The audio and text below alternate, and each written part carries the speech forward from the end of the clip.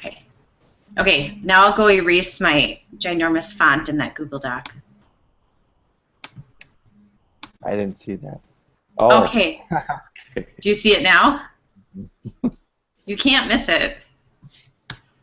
There. Morning, Spike. Hey, everybody. Sorry for the late invite. I thought I invited you, but I think I just invited you to see the hangout and not actually participate. So that would have been a weird podcast. You would have been all alone. That's okay. buddy. Can you hear me? Yep. Can you hear me? Yes. Oh, okay, good. And Teresa should be joining us any second. What did I just do? Spike, yes, I need help on how to get out of safety mode. It's pretty easy.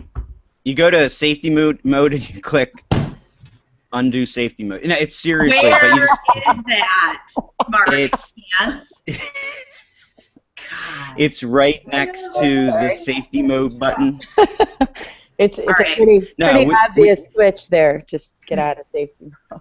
Yeah, just click it off. But no, You we missed can us, do that. didn't you, We can Jess? get you out of there. Thanks for your help. Oh, What do you need, so What do you cute. need? You- Oh, hold on. I have to go get a granola bar. I'll be right I want back. to snuggle with Oh, him. He's little so wrestler. cute. Get that little wrestler some food. This is No, the he's not reality. the wrestlers. He's the itty bitty one, right? Aren't they Yeah. all wrestling? Jess is too, I think. I think so. Hi, Matt. Good morning. Good morning, Teresa. How are you? I'm good. I'm good. Good. I got my coffee. Yes. Oh, This is my white fruit. the bosses. I'm the boss's number 2 man. I was an assistant principal for 4 years, Oh, wow. which was a gift for my principal one year. Because That's sometimes kids would say I'm not the real principal and I'm only the number 2, Yeah. which I really Wow. appreciated. I'm sure. Yeah, I was a music teacher and I wasn't a real teacher, so I understand. Yeah. I had a third grader look at me one day. I had my staff badge on as the kids were lining up to leave, and she was like, "Why do you have that?" And I said, "Well, what do you mean?" She goes, "Well, why do you have the thing that the teachers have?" I said, "Well, I'm a teacher." She goes, "Yeah, but you're not a real teacher." I was like, Oh. "Oh yeah, that's right. I forgot." Thanks for the reminder. Oh, Well, good morning. good morning. This is an official, Morning. official as it can be, theory and practice podcast. Talk for about a half an hour, 40 minutes, and just introduce each other. Matt Renwick, principal at Howe Elementary in Wisconsin Rapids. Who wants to go next? I'll start. My name is Teresa Steger, and I am the principal at St. Mary Catholic School in Rockwood, Michigan. Teresa, how do you get that the below? There's a Hangout toolbox on the left-hand side. Are you on your iPad or are you on your computer? Computer? So on the left-hand side, there's a toolbox that looks like a little handyman box, Ah, and you click on that, and then it has the option is in the first one on the left, and it's the lower third. okay.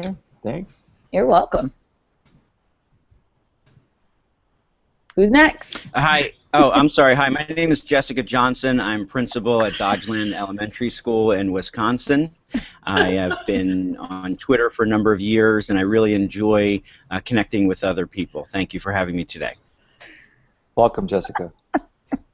That I'm Dr. Spike Cook. I'm principal of R.M. Bacon Elementary in New Jersey. Right? In Is that right? Jersey. It's in Jersey. In Jersey. Okay, that was odd, Spike. That I haven't had much but I coffee just yet. wanted I'm to- not like. I'm not I know. Poor Matt. I'm sorry. Can I try that again? You can edit that out. My name's Spike Cook. I'm principal at R.M. Bacon Elementary in New Jersey, and I'm really glad to be here. Welcome. All right. Yeah, I'm done introducing. Okay. Well, let's dig right into it.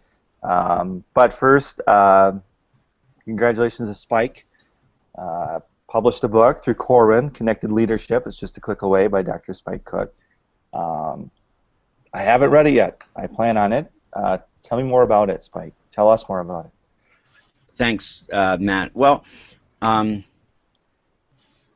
it's really hard to think about it right now because we're in the midst of writing this other one, so I'm trying to think of everything that's going on from that. But the book was basically just written for administrators to utilize social media tools to get connected not only with their teachers, parents, community, but also other educators throughout the world, basically. And it just gives you like a very hands-on, quick approach to how to do that and what are some relevant tools that you can use to get connected. And I'll be honest with you, I mean, I wouldn't have been able to write anything like this if it wasn't for my PLN folks like everybody that's here today, because that's what made me grow into a connected educator. I sort of start the whole thing off by saying I was a 38-year-old first-year dinosaur principal because I didn't know anything about technology and how it could help others or help myself either. So that's basically what the story's about. And he talks about some really awesome principles in there too, so it's pretty cool to read. There are some really good. It's very cool the way that the book is written because there are some vignettes at the end of every chapter, and so they're personal stories of principles that you may know or may not know, and some really interesting things about how they got connected, and how their jobs and lives have changed because of it. So it's a really good job. And we're writing book 2 together. Well, it's not called book 2, but really moves on from that topic, and it really applies to some of the articles that we're going to be discussing today. So yeah, it really does. I noticed we've been talking about these topics forever, so you might have a hard time. Yeah, this is awesome. All right. Well, I threw them in there. They're all from what I do every week in theory practice is I take 5 articles I've read, and then I summarize them, and then I try to tie them all together in some type of an analysis at the end. It really forces me to read these because I get these journals, and you all get them, and they pile up on your desk, and so I don't want to not read them, but how do I motivate myself to read them? And so that's what I do. And so I've tried to find a theme. So the one theme that all 3 articles are from is from the highly connected, networked, ever-present administrator, school leader, and they all come from there. So before we get into that, what books are you reading right now? I'll start. I am reading Designing and Implementing Effective Professional Learning. It's by John Murray. It's a Corwin book. So Corwin's getting a lot of press today. Go Corwin. I write reviews for Middle Web, and so this is one that I wanted to review, and it's good. I'm about halfway through. It's a bit dry, so it's taking me a while, but it just talks about 3 different ways to do authentic professional development, and one of the interesting things is that the best professional development doesn't cost a lot of money.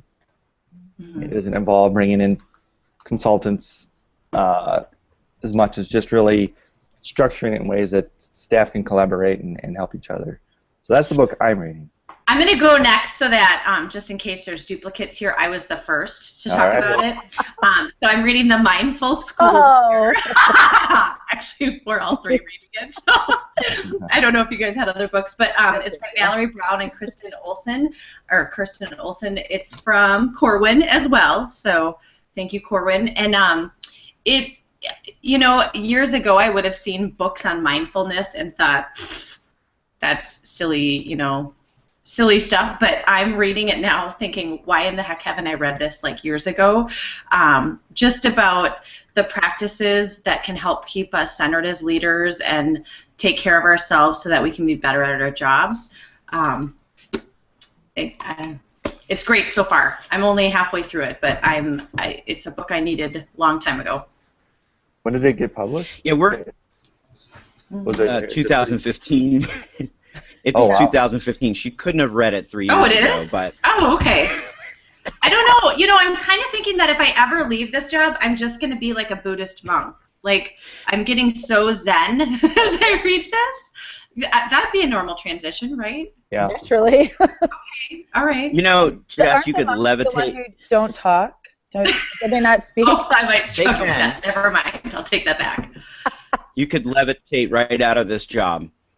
But anyway, Matt, we're doing this almost as like a mini book study because Corwin had, in our first draft for the isolation book, they had suggested that for us to read it and to take a look at some of the common themes, and honestly, there are a lot of common themes in, you know, how you deal with you know, isolation in leadership, and how you can practice mindfulness to, you know, to overcome those. And it's everything from the stressful, you know, parent or teacher conversation that you have to have, or, you know, just the draining of your time and energy, whether you're working long hours or, you know, trying to meet deadlines. So it's very timely for us, and I really recommend it. So that's what I'm reading too.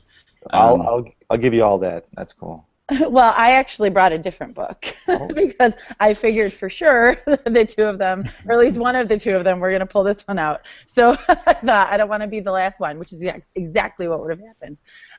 So I brought, we spent a lot of time, Spike and Jess and I spent a lot of time just before Christmas discussing how to keep our staff, you know, reminding them how thankful we are and doing the small things to show our appreciation. And one of the books that I read a while ago that Jess had brought up again, and I thought, you know, I need to reread this, is If You Don't Feed the Teachers, They Eat the Students. And it's an older book. It's by, I'm looking at it on Amazon right now. It's by Neela Connors and edited by Jennifer Streams. And you can get it on Amazon. The one I'm looking at right now is for a penny, and it's like $2.99 for shipping. So I think I ended up getting it for $4, and I bought it twice just in case I needed one, you know, at home or at school. It's a great book, and it really helps. It really gives you ideas and things to think about to improve the climate in your school, and kind of keeping that appreciation vibe going. Jess, do you want to add anything about that book? I know you really like it.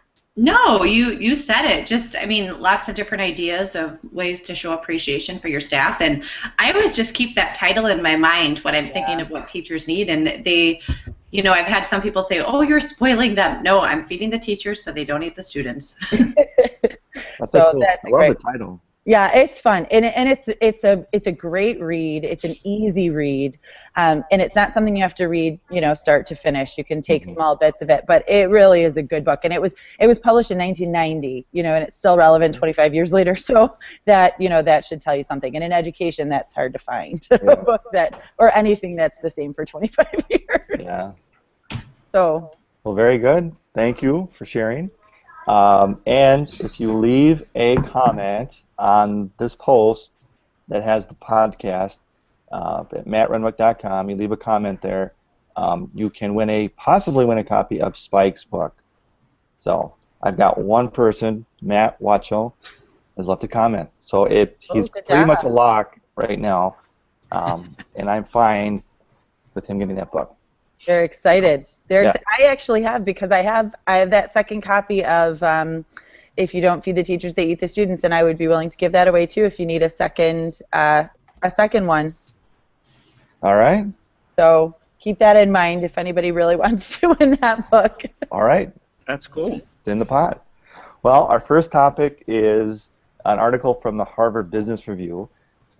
It's the authenticity paradox: why feeling like a fake can be a sign of growth, by Herminia Ibarra.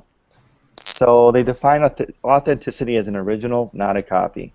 And it's a hot topic in many discussions about management. It's been considered the gold standard of leadership because it describes the agreement between leaders being open about their abilities and still maintaining authority within their organization. And so social media is just one area where this takes place. And she quotes herself just saying, by viewing ourselves as works in progress and evolving our professional identities through trial and error, we can develop a personal style that feels right to us and suits our organization's changing needs. And she also acknowledges that there's little divide between our in-person interactions and how we represent ourselves online. Or maybe I said that. But she says how we present ourselves, not just as executives, but as people with quirks and broader interests, has become a more important aspect of leadership, which we've kind of already talked about. So here's one question, I guess, to ask to that. In portraying authenticity, how do you find balance between being open about your abilities and maintaining authority within your organization? You know what? I'll jump on that one first, Matt. I think in being able to maintain authority, you have to be authentic. We're in a time now that people won't follow you if they don't think that you're open and honest about what's happening. Mm-hmm. And I think that really the only way to be an authority in any position is to be open and honest and to be as transparent as you possibly can. I would agree with that, but I would also say that some people have been cultured to look at leaders in a different way, and that's one of the things that I struggle with when I reflect on how I interact with my staff, because there's several generations of teachers that are represented in my building, so they're all looking for a different type of quote-unquote principal or leader, whereas and it doesn't mean like generation meaning like age. I'm talking about just like in philosophy of leadership, what they're looking for.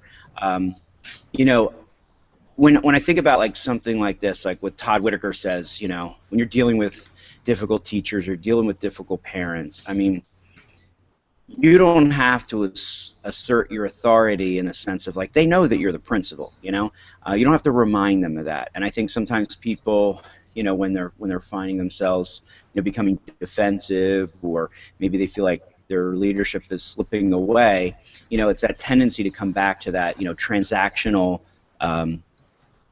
leader where it's like I'm the boss. And I think that's difficult for people who are looking at leadership differently. If you operate from that mindset, you know that you're the boss. You don't have to prove anything to everyone or anyone, really. Mm-hmm. And you just have to deal with people, how you feel like it's right. But I think the downside of that is that some people can view you as a pushover, or they can view you as like being too nice. So it's a real tricky conundrum. The other thing that made me think when Teresa was talking, like the levels of leadership, even in sharing like with social media, one of the things I talk about in connected leadership is, you have, the opaque leaders who they don't want to share anything. Then you have like the translucent leaders who they want to share something, but there's sort of still a veiled difference between what they're sharing and what's going on. And then the transparent leaders who really want everything open, honest, and out there.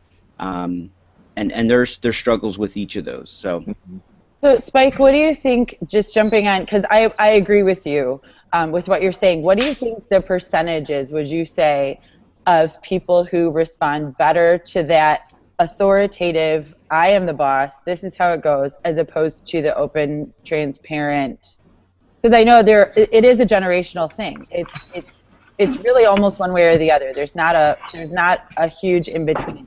What would you say with your staff and the people that you've worked with? What would you say the percentages of the people who need that absolute, almost, I don't want to say dictatorship, but that real authoritative leader?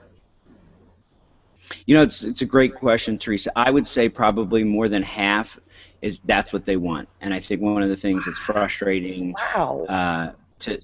frustrating to them about me is that that's not who I am, and it could be how they, like I said, how they've been cultured, how they've dealt with previous administrators and stuff, but like it's really more of a, they want the buck stops at the principal's office, with kids with problems and all that kind of stuff. And when you have somebody come in and just throws like a sort of a monkey wrench in that and sort of tries to change the paradigm, that's where I've noticed that I've had my biggest strife. Well, it kind of leads into the next question: is what are the risks of being a connected school leader, and how are they? I would just say, I wouldn't say are they outweighed. I would just say how are they outweighed by all the benefits? We have been talking about this past week. Almost ad nauseum. yes, about how, on Twitter and on your blogs, we're not tweeting out the real stuff that we're dealing with every day, because if we did, we'd probably get fired for one. But we're tweeting out the good things, or we're tweeting out questions for ideas, but we're not tweeting out about the staff member that we just had a difficult conversation with, or the parent that yelled at us on the phone, or the really tricky student discipline situation that might go to expulsion, or a special ed issue. Those things aren't getting tweeted out. Right. Which, some people might think, well, then why should I be on Twitter? Why should I be on blogs? It's still great to get those good ideas from people, but keep in mind that you're going to have to build your PLN and know those people, so that when you have those, the tough situations that we can't be tweeting out, you have people to call on, and to, we discuss those things on Voxer that we cannot tweet, right. And have those discussions somewhere else. Yeah, well, that leads into the third article about communities of practice, and I think Voxer is a terrific tool for those types of things, for specific focus.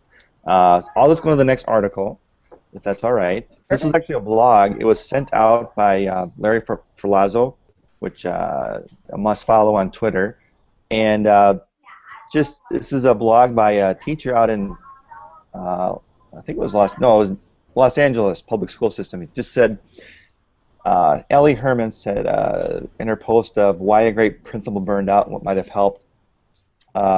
She's a writing teacher, and she's kind of grieving over the fact that a very good principal departed from his position after 3 years. Why would he leave? And kind of what you were speaking about before, Jessica. The principal said, what's so hard is keeping yourself open to 600 plus students with 100 adults on campus, the parents, the community. There's no rest. There's no stop. How many things can happen in a day? At the end of every day, I've heard 6 things that I'm not okay with. A kid who stabbed another kid with a pencil, a parent who called out a kid out of class and hit him with an extension cord. I hated sending kids out on a 5150, which is a mental illness designation, sometimes called a Chapter 11. So this example of extreme and constant stress led to the principal's decision to go back to the classroom.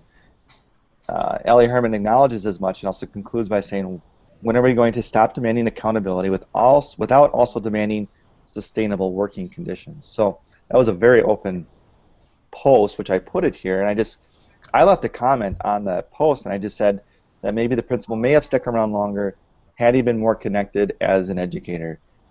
Do you think that would have made a difference? Absolutely. Yeah, there are a lot of things within our own buildings that have happened. I'm the only one. It's just me. I don't have a district. We don't have. It's me. I'm in this standalone, private school. We're in an archdiocese, but we don't work together like you would in a district, or if you had an assistant principal.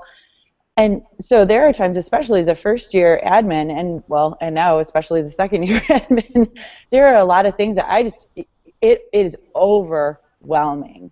I have 120 kids, but the amount of things that come through, not just with the kids, but with parents and staff issues and things like that. There are so many things that it just weighs on you and weighs on you and weighs on you. And when there's no one else that you can talk to, I don't see any other option than for a complete and utter, head explosion if you don't have somebody to talk to. And our Voxers were constantly going off last year because it was just this back and forth. And honest to God, had I not had Spike and Jess, I don't know how I would have gotten through that year. I don't. I would also add that being connected has helped my marriage, because my husband doesn't have to hear it. I would come home and just and he could listen or he could give his ideas, but then I would be irritated by his ideas because he really has no clue. And so I get it out in Voxer on my way home, get some help from some colleagues, and then I come home and all is well with the world. Not really, but I completely agree with Jess in the sense that, because my wife's an educator, and we rarely talk about education at home because, she has her stuff going on, I have my stuff going on, and who really wants to sit there and talk about this, like Jess was saying, ad nauseum, And I feel like finding a PLN has really helped that because one of the things that I would argue, and I know that Teresa and I have talked about this, you would think in the in a big district like myself, where there's 11 schools, there's 40 administrators, that you would have, all this, collaboration and openness and transparency about what's going on in the buildings, and the reality is that that doesn't happen. So, and why that is, that's a whole nother topic, but those of us who work in big organizations like this know that, maybe you may, relate well with one or two other people, and you can be pretty open with, but sometimes you got to be careful about what you share. Who knows, what goes back and all this kind of stuff. So it's much easier to talk to somebody in Michigan or, Wisconsin, and like kind of like what Jess is saying earlier, like these are folks that have gone through several layers of my PLN. I'm not just asking them about like how to run an RTI program or how they discipline students, with IEPs. I've gone past that, with them and some other people where I feel that trust that I can just let it all go out, and that's where I think, like what Jessica was talking about earlier, and Teresa hinted at too, like Voxer has helped that because it becomes more of a conversation, and it's those things that we cannot share. I mean, it's but this is a great topic. Yeah, I agree. All right, I'll play devil's advocate. Well, not devil's advocate, but I'll throw a hypothetical, which isn't going to happen. But what if you were unable to be connected any longer as a school leader? And you guys already kind of spoke about it, but how might that affect you both professionally and personally? Here's where I would be. I would be on Gilligan's Island. What that was. Gilligan's Island. Yep. This is what Kurt, Reese, and Jay Posick and Matt, when we present on Twitter, it's you would be on an island. Being an administrator is being on an island, and if you don't have those other people to connect to, oh my gosh. I mean, honestly, before I got on Twitter, I had told my husband, like, I'm gonna have to go back to teaching. Yeah. I can't do this job, and Twitter saved me. And it's 6 years later and I'm still doing my job. There are still some days that I say teaching would be so much easier, but I have these great people to connect with, and I can I get over that little slump that I'm in and then keep moving. Yeah, I think if you don't have an outlet to get it out, and some people use exercising, and some people use meditation, and I mean everybody's got their way of letting this out, but I really think that like I said, last year, I'm talking things out with Spike and Jess, and you're like, this can't be normal. And they're like, well, it kind of is. This happens here too.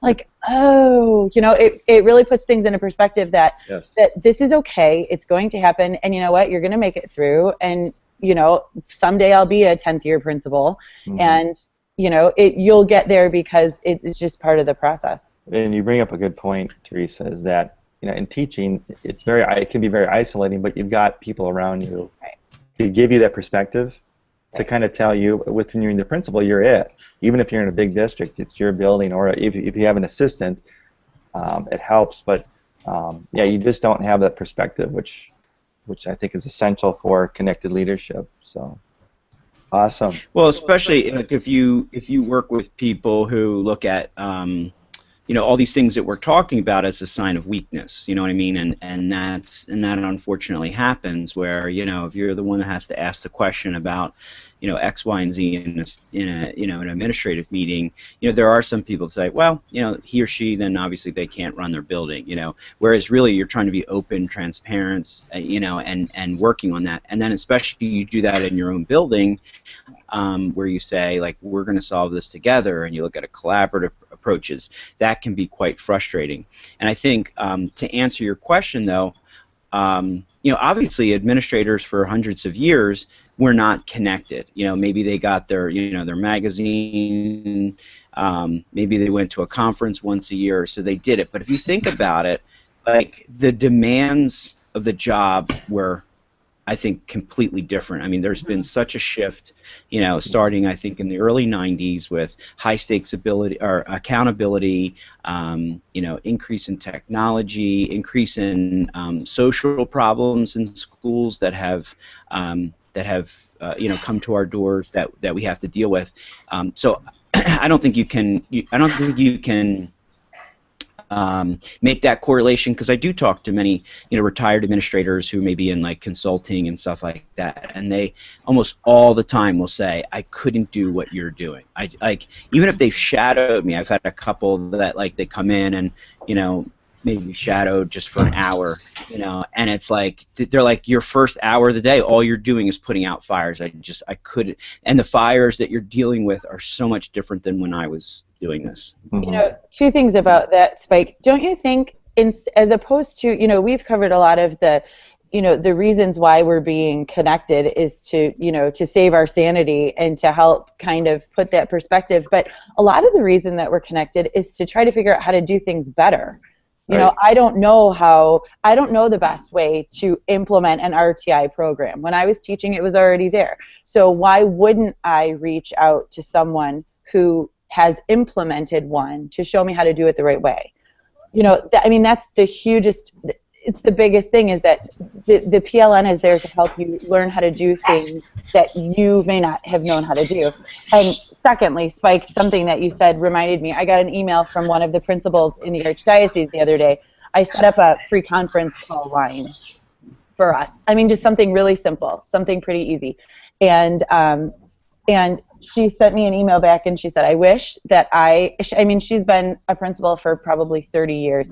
And she's like, if I had all of the knowledge of the things that you can do now, I would have been able to do this job so much better. Yeah.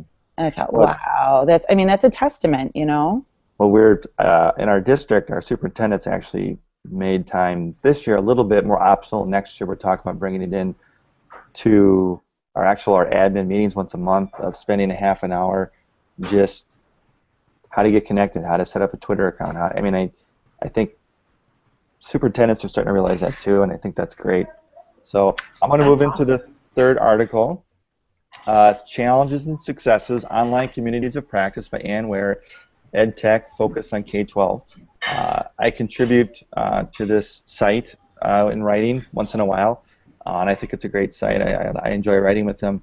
But she talks about the role of the school leader being an isolating position.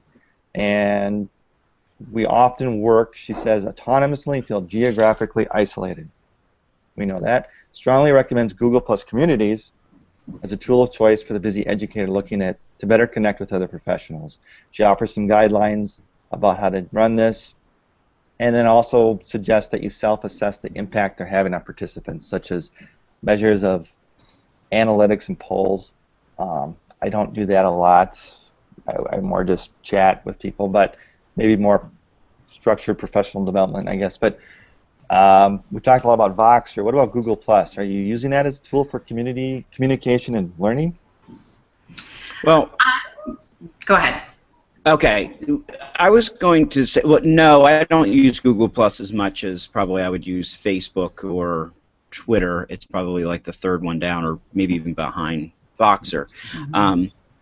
And I feel like a lot of times we get into these conversations and, we're all, preaching to the choir. What I get frustrated about is that we understand this. People are writing about this. They're now researching. There's lots of dissertations that are coming out, articles that are, basically research is saying that, by being connected, it's going to, work to help you not feel autonomous and not geographically isolated. But here's the thing.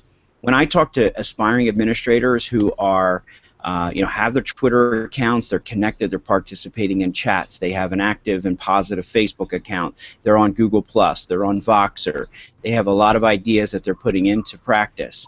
And when they go to interviews, they're not getting hired because education is such a conservative institution. And there are a lot of school districts that don't want to, quote-unquote, take chances on people. They don't want the type of change that a connected educator may bring.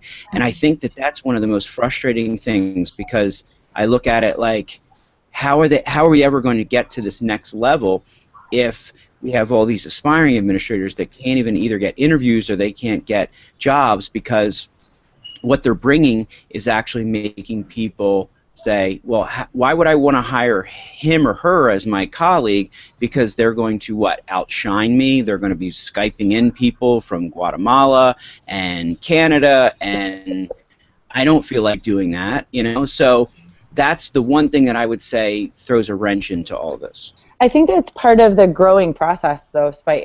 And I wouldn't have thought about it until you just brought that up. But I think it's kind of like anything else, where, you know, once those of us who had the chance or became connected during our tenure, you know, then we become the Joe Mazzas and Joe Sanfilippo's of education, where we get into the superintendencies and we get into higher education, or Alex Kuros, or, you know, these guys who are teaching this and promoting this, and then we become the people who are hiring the new group.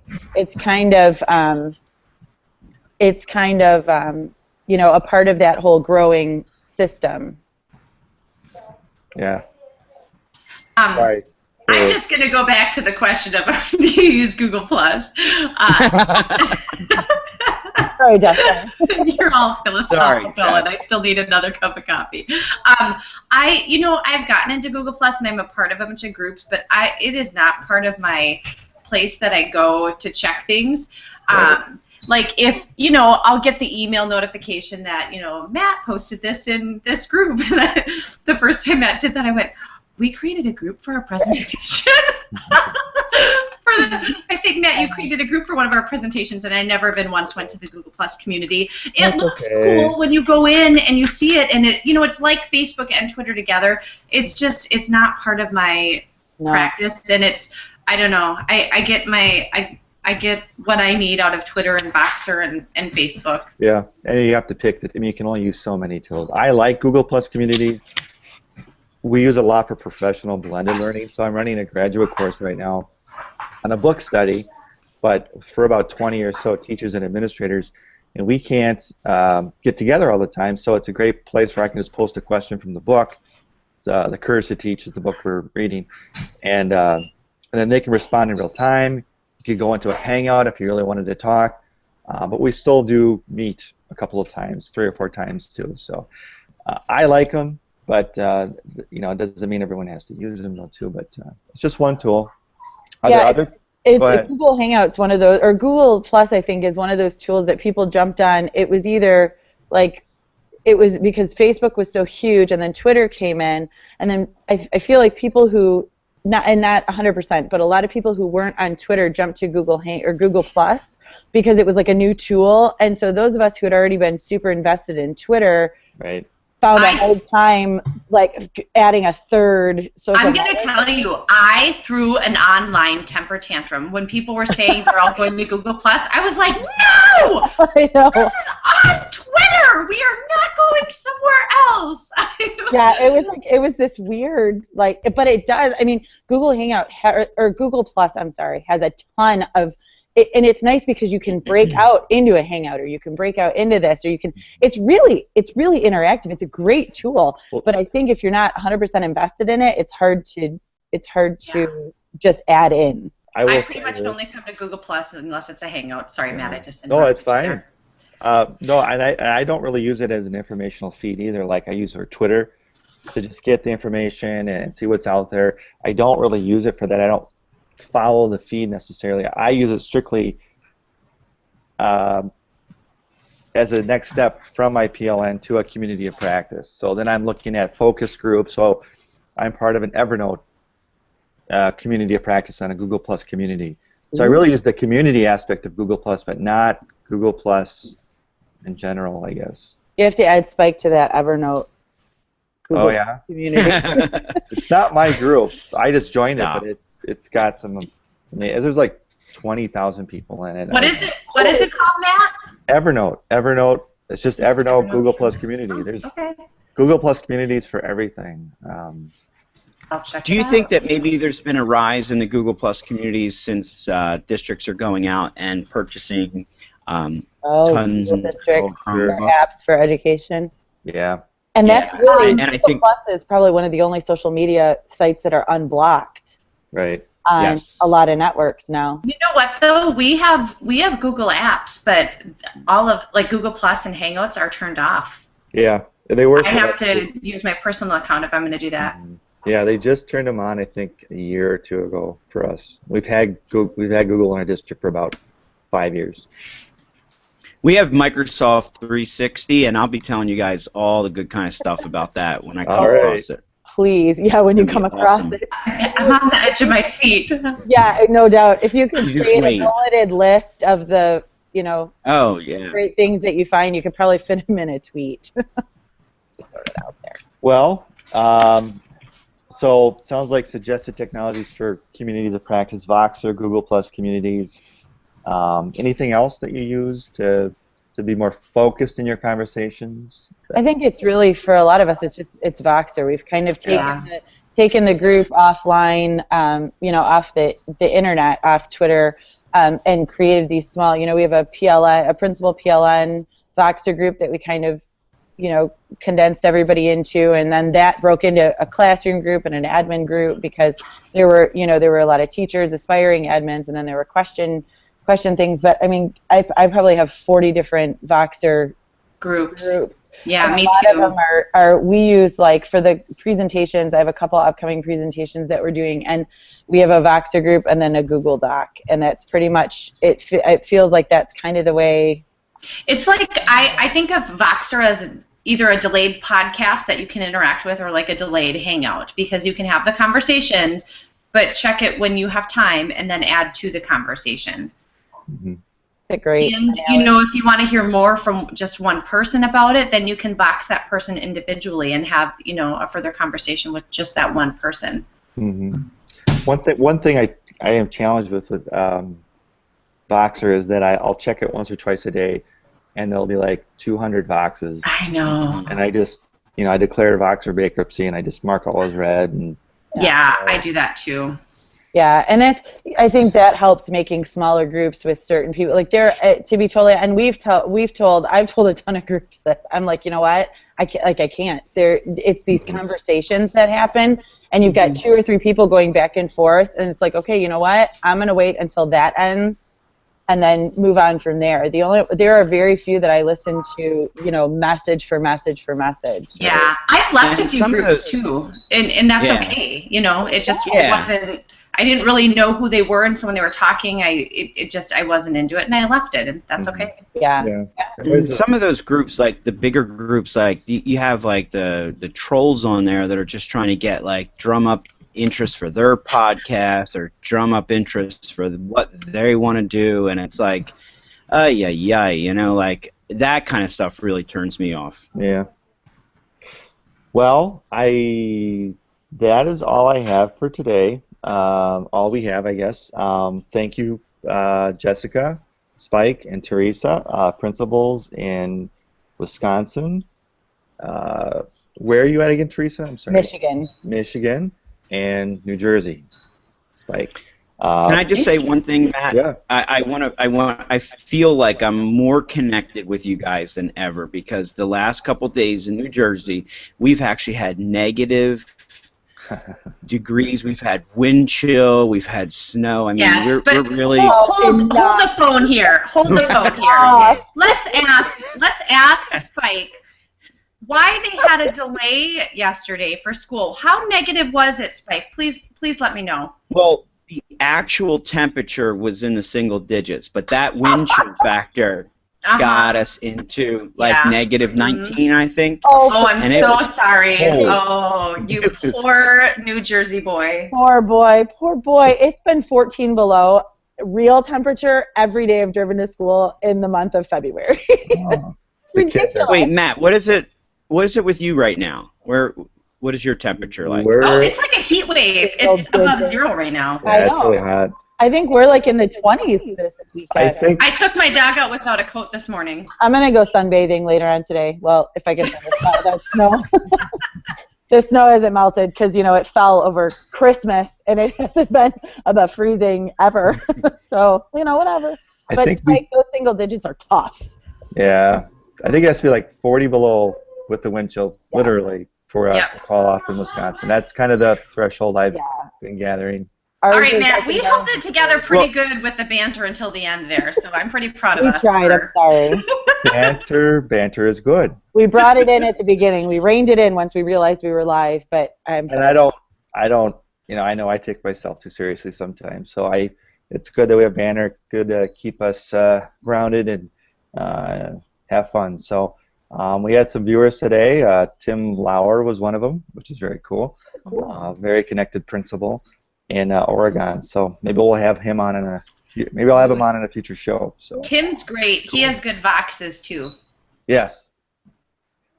Well, that's it. Buy Spike's book, The Connected Leadership from Corwin, and I think my next podcast will be on PLCs, and we've talked to Tom Whitford, Stephen Weber, Rosa Isaiah, and Carrie Siegler, and that'll be sometime in late March. So, thank you very much. Have a good weekend. Thanks, Matt. You too. Thanks.